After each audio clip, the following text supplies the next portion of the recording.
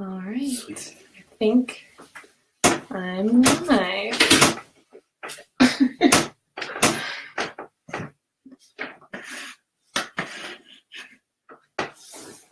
So let's wait a few minutes, see if some people pop on.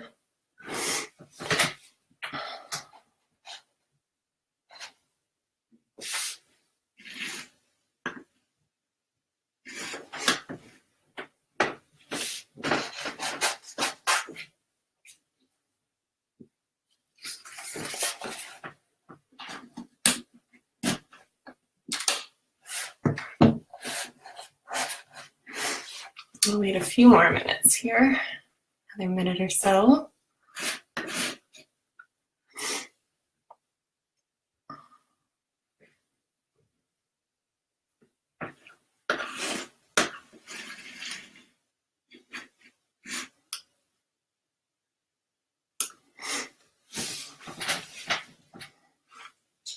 All right, well, we'll get going with the introduction, and people can kind of pop on as they pop on, and we'll move along. So my name is Jessica Holton, and today we're going to be talking about wagging on a plant-based diet. So whether you're vegan or vegetarian or just trying to work some more plant-based, particularly proteins, into your diet, that will be the discussion today. So before we get started, a little bit about me.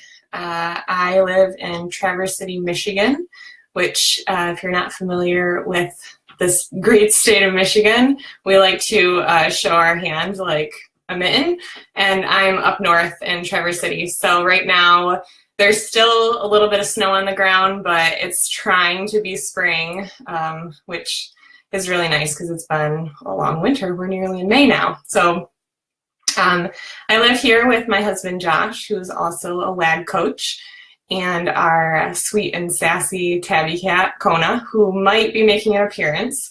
You might hear some meowing as we go. So I've always been interested in fitness. I did team sports back in high school, and then did running and triathlons after college. And then in 2014, I did my first CrossFit class, and like so many other people, that was kind of all she wrote. I've been hooked ever since. So along with that, nutrition has always been an interest and fueling for all the activities that I love to do. I had never weighed and measured anything, though, until I started WAG in 2015. So that was a whole different ballgame, like you guys know. Total side note, I remember the first time I weighed a serving of peanut butter for the first time, and that was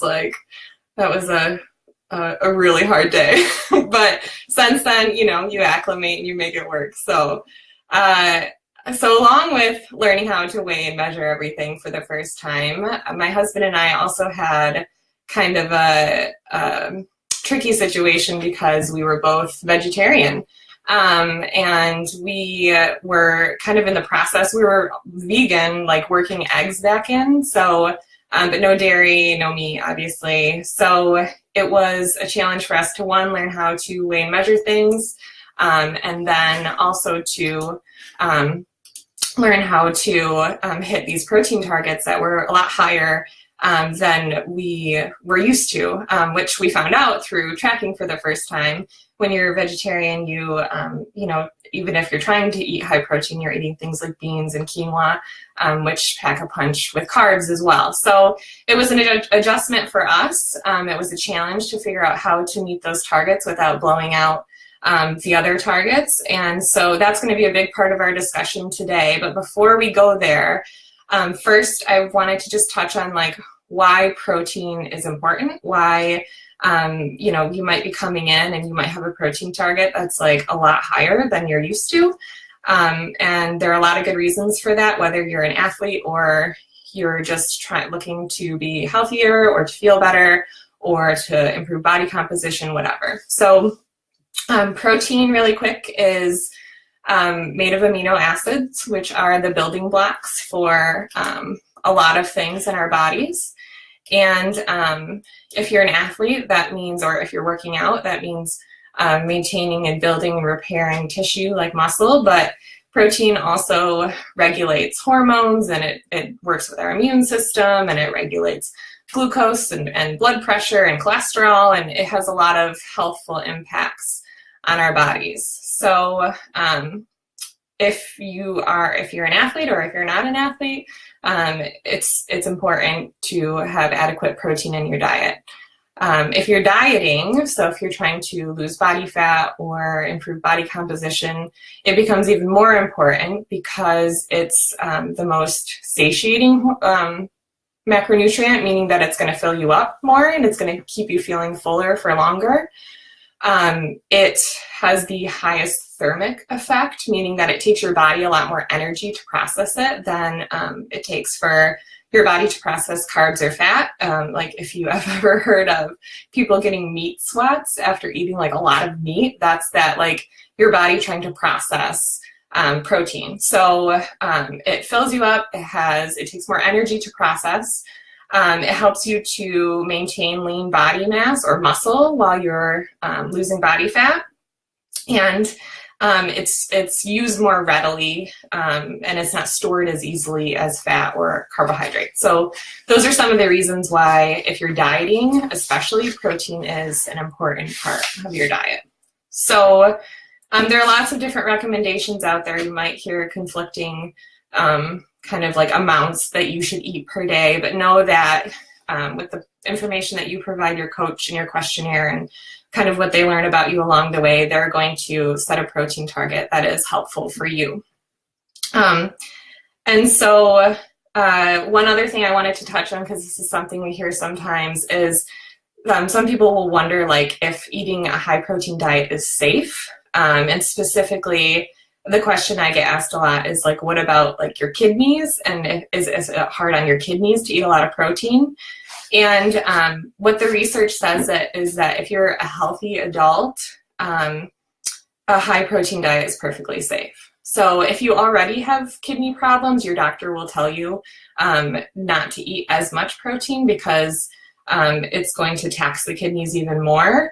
And so that's where that misconception comes from, is like, if you already have kidney problems, you should probably not eat as much protein. Kind of like if you have a broken leg, your doctor would probably tell you not to run. But if you're an already healthy adult, then like running should be okay, right? So that's kind of where that comes from. So we've established that protein is important for all sorts of reasons, especially if you're dieting. That your coach is going to set a protein goal that is appropriate for your lifestyle, your goals, all of that, and that a high protein diet is not only safe, but it's really beneficial. So let's talk application. Specifically, if you are vegan or vegetarian and you're trying to hit a protein target that's maybe a little higher than you're used to, without blowing out your carbs and fat. And so the big answer to this is that it's just going to take a little bit more planning and a little bit more effort, because anytime you totally cut out like one of the major food groups or kind of subsets of foods, like you're going to have to do a little bit more planning and preparation to get there. So if you're vegetarian and you still work in like eggs or dairy, it's going to be a different story if you are a pescatarian and you eat, like fish and maybe sometimes chicken or poultry, maybe just not red meat, or if you are totally vegan and you don't do any of that stuff. So you're just going to have to work a little bit harder the more you exclude to meet your targets, but it's totally doable. So the first big tip is to plan your protein first, and to try to incorporate it into all of your meals and hopefully most of your snacks too. So if you're vegan, what this might look like for breakfast is a tofu scramble, which is essentially like tofu, spices, and veggies. And you could do like a Southwestern style version of that, where you do some peppers and onions and tomatoes, maybe even like some black beans on the side. You could do like I guess, Italian version where you used spinach and mushrooms and onions. Spinach and mushrooms, like surprisingly, are veggies that have some protein in them too. So if you did a tofu scramble with those things, you would also be getting additional protein from those veggies. And then if you wanted, you could do like breakfast burrito style where you like wrap that stuff up. And a few of the wraps or tortillas that actually are vegan are flat out wraps, which have about like 9 grams of protein per wrap, and they're really decent fiber wise too. And then there's a brand called La Tortilla, low carb wraps, and those have like 5 grams of protein, like 11 grams of carbs. They're really like nice and macro friendly. So a tofu scramble is one option, which you could make if you were a vegetarian too. You could sub eggs in there, or maybe do like 1 whole egg and some egg whites. Or another idea that is kind of fun is if you use like a cupcake tin and you make like a little, like a quiche, like in each one. Those are nice like to make on a Sunday and to pack and to, you know, like if you need to grab and go first thing in the morning. And of course, like if you're vegetarian, you could add some cheese too. Kraft makes a fat-free like mozzarella and cheddar that's shredded. That's a nice option. So one idea for breakfast is a scramble or like a breakfast burrito. Another is that I used to make all the time is a breakfast quinoa. And so you take quinoa and then water, and you could use like almond milk or soy milk is going to have the highest content of protein per, you know, of the non-dairy milks.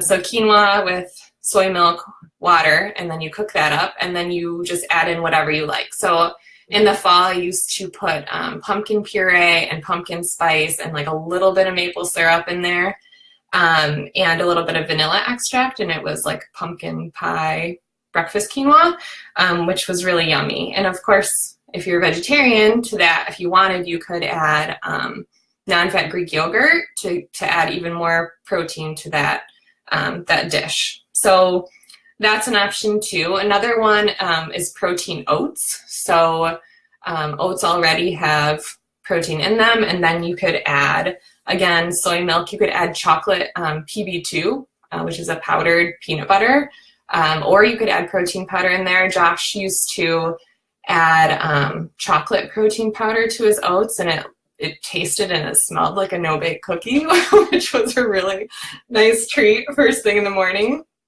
And then, of course, if you wanted to add raspberries or bananas, you could add that in too, but it's pretty delicious as is.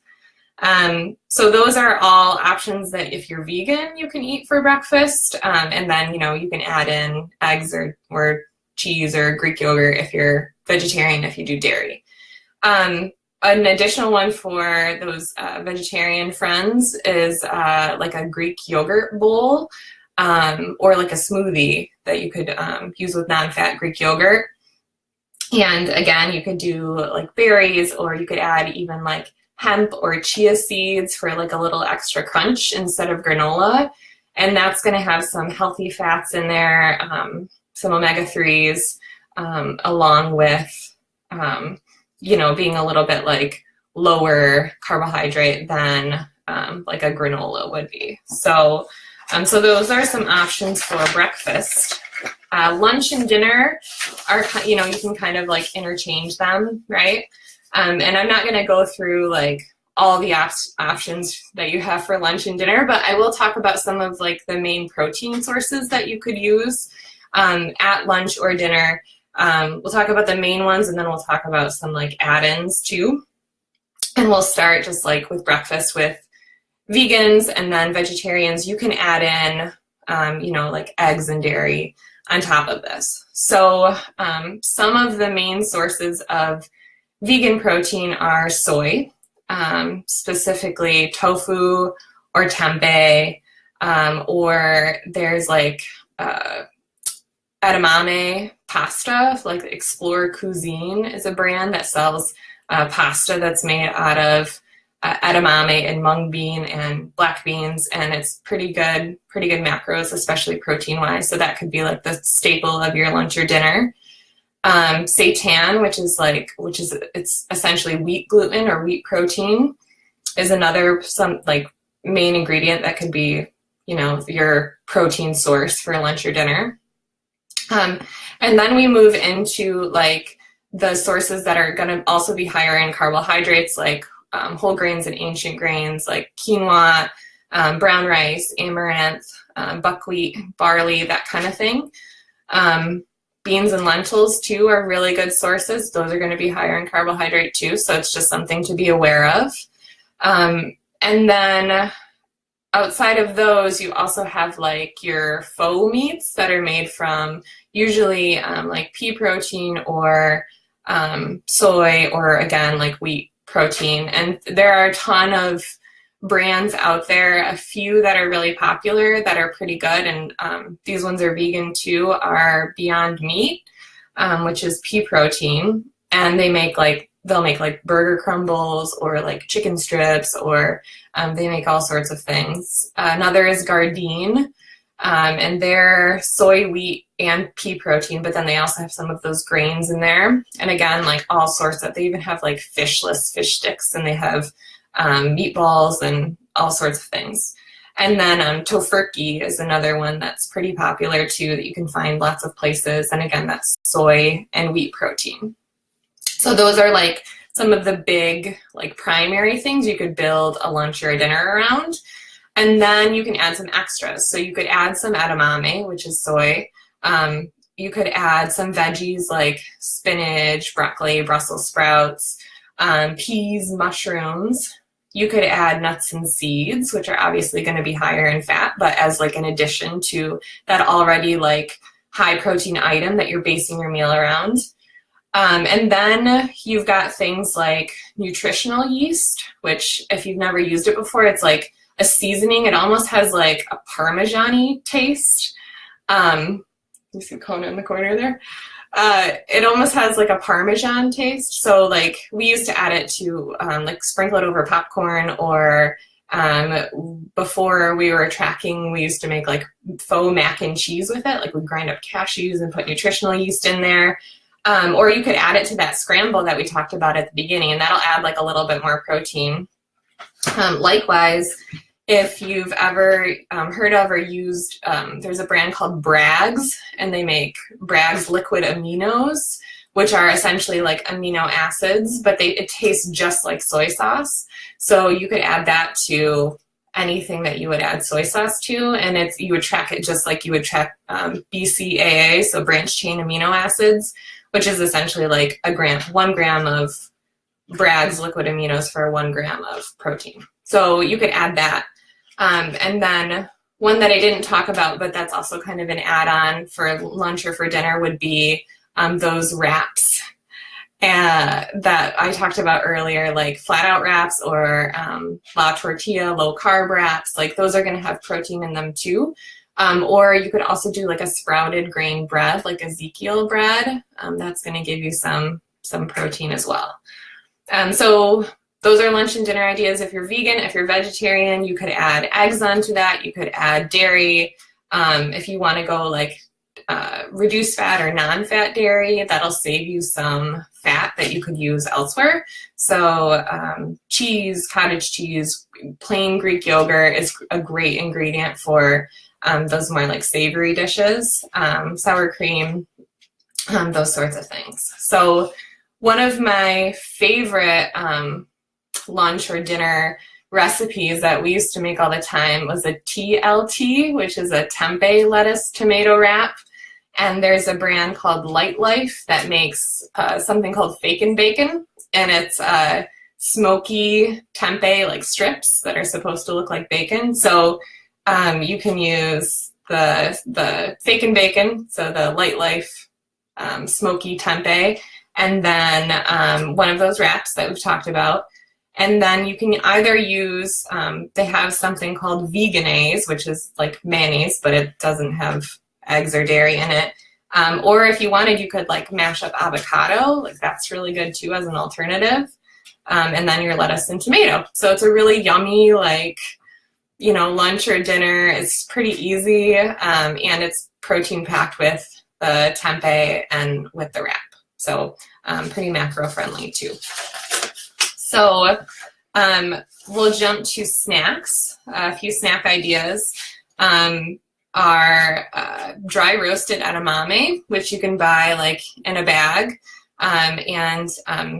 You know, there's all different kinds of brands, but that's going to be a good option. Sea Point Farms has like individual packs, which is really nice. And it's like 20 grams of protein per pack, like 15 grams of carbs. So pretty good. They have the same thing with crunchy chickpeas, which are like, you know, dried chickpeas. That's an easy like thing to pack if you're traveling too, super easy. Ezekiel that I just talked about, the sprouted bread, they have cereal that's really tasty. And again, if you add soy milk is going to be a little bit higher protein. Side note about like soy milk, almond milk, hemp milk, that kind of thing. If you can find one of those that's calcium fortified, that's a good option because I'll talk about this in a minute, but calcium is one of the things that if you're vegan or vegetarian, like you tend to be deficient in. And so if you can find, you know, one of those milks that's calcium fortified, that's a good option.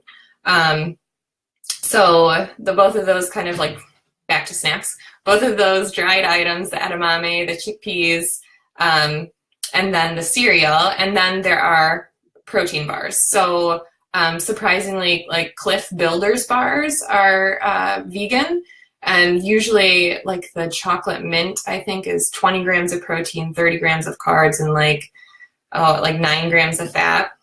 So it does pack a punch calorically, but if you're in a pinch, like you can usually find Cliff Builders bars like at a lot of gas stations and different places. So that's a good option. There's a ton of them, but 2 more are Simply protein bars and Pro bars. And those are both going to be vegan. They're both pretty tasty. Like they're not, you know, sometimes you'll get them, they're like really yucky. They're not very good at all. But those 3 are pretty tasty. And then if you're vegetarian, you could do reduced fat or fat-free Greek yogurt, cottage cheese, string cheese. They have those Baby Bell cheeses that are really good. Hard-boiled eggs, like those are all great snack options if you are on the go or if you're packing it for a day of being away from home or whatever. So in addition to those kinds of snacks, one thing that you may choose to supplement with is a protein powder, which can be really helpful. And again, there are a million different vegan, vegetarian kinds out there. I saw a feed on the Facebook post today. Somebody had asked about favorite like plant-based proteins, and like a whole bunch of people chimed in with their favorites. And so, you know, 2 that I used to use were MRM Veggie Elite and Plant Fusion. Both were pretty tasty and pretty affordable. We used Vega for a while too, but it's pretty expensive. It's really yummy, but it was a little bit pricier. So it's nice if you can find one that either makes like a sample packet that you can try out, or if like at your local health food store you find one that has a sample packet that you can try out, because sometimes the taste and the texture, like if you're going to get a whey protein or whatever, like, you know, sometimes you get one that you like and one that you don't like. So protein powder can be really helpful, and most of that is going to be like pea protein or hemp protein, or like brown rice protein, or a combination. Those are like the big 3 kind of ingredients to vegan and vegetarian protein powders. So then you can also supplement with branched chain amino acids, like I talked about earlier, BCAAs. And again, there's like a million different brands. And sometimes you can find unflavored brands too. So like if you know, the flavored ones are good too. Like it's kind of a nice like little pick me up during your workout, or during like if as an afternoon like pick me up. But there are like unflavored, like I think Muscle Farm might have an unflavored version that you can you know, put in whatever. So and again, like I talked about earlier, BCAAs you track as 1 gram of BCAAs is 1 gram of protein. So that's how you track that. And so I'm just going to talk about two more things. One is something I already touched on, which is that when you're cutting a whole group of foods out of your diet, then you're going to have to work a little harder to plan to hit macros, but you're also going to have to be a little bit more diligent about making sure that you're eating a variety of whole foods, of minimally processed foods, so that you're getting everything you need as far as like vitamins and minerals.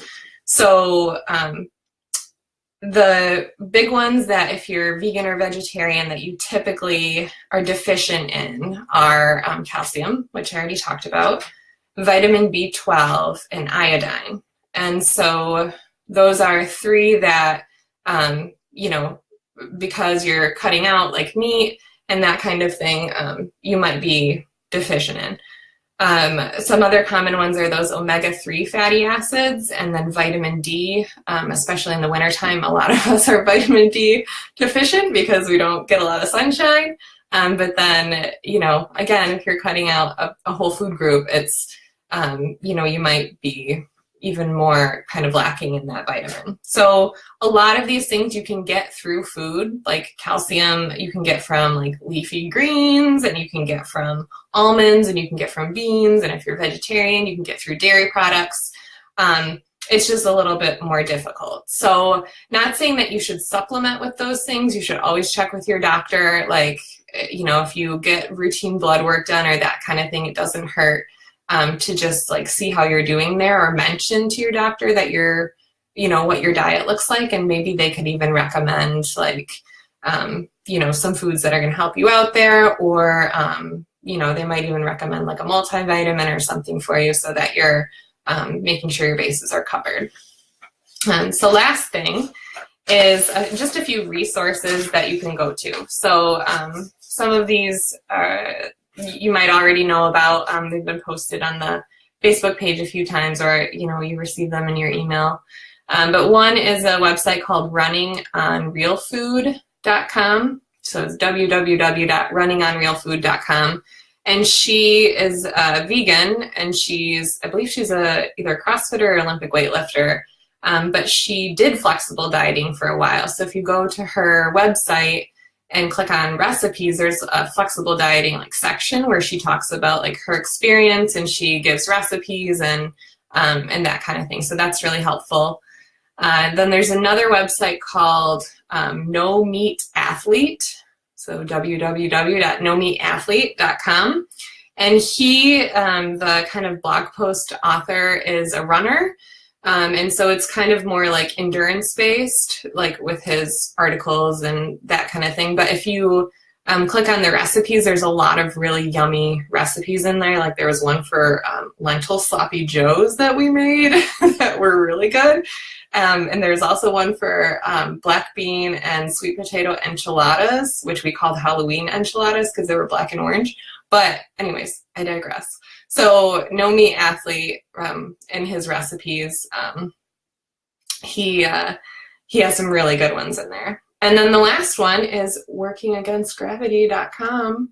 If you go to articles and go to recipes and search plant-based, there's a whole thing that will pop up that lists plant-based proteins, and there's also a really yummy recipe for black bean brownies on there too. So workingagainstgravity.com and search plant-based, and there's some good resources there. So that's all I have, my 6 pages worth of notes, and Kona only photobombed us once. So does anybody have any questions? I'll hang out for a minute. Thank you for the likes and loves over there, guys.